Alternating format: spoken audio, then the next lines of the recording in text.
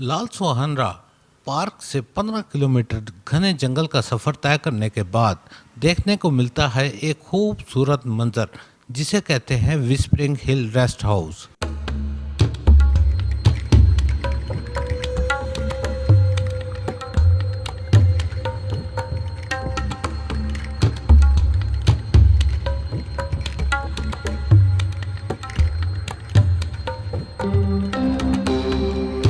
यहाँ पर विजिट कर सकते हैं सिर्फ वीआईपीज़, जबकि आम आवाम के लिए इसका विजिट करना है नामुमकिन।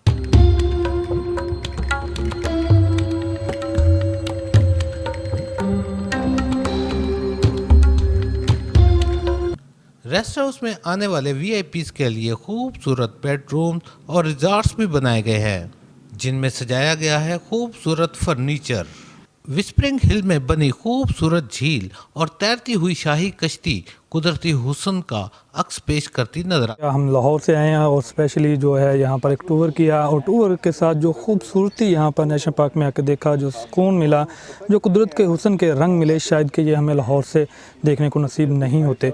यहाँ पर एक जो है इंतहाई खामोशी है और खामोशी जो है वो रूह को सुकून देने वाली है और इंतहाई पुरसुकून माहौल है। हरनों की सल्तनत, मोरों और वाइल्ड लाइफ का मस्कन इसी विस्परिंग हिल का हिस्सा है, लेकिन ये नज़ारे सिर्फ देख सकते हैं हुकूमती प्यारे। भावलपुर में जो ये स्प्रिंग हिल्स बनाई गई हैं, इसको आवाम के लिए भी खोले जाना चाहिए। जिस तरह के हमारे पीएम का विजन है कि टूरिस्ट को बहुत ज़्यादा प्रमोट किया जाए, तो यहाँ पर अभी तक मेरी इतलात के मुताबिक ये सुनने में आया है कि इसको सिर्फ ख़ास लोगों के लिए खोला जाता है। आम इंसान की यहाँ पर जो है वो अभी तक रसाई नहीं है, तो इसको आम आवाम के लिए भी खोलें ताकि आवाम भी अपनी कुदरती खूबसूरती को ज़रूर देखें। जहाँ वो नॉर्दर्न एरियाज़ को विज़िट करते हैं तो वहाँ पर वो रहते हुए कि रेगिस्तान भी उन्हें एक साथ मिल रहा है, थोड़ा पहाड़ी स्ट्रक्चर भी मिल रहा है और उसके साथ साथ लेक की खूबसूरती भी उसको जो है वो बहुत ज़्यादा इंस्पायर करती है और वो उसको एक अलग किस्म का सहर जो है ना वो देती है,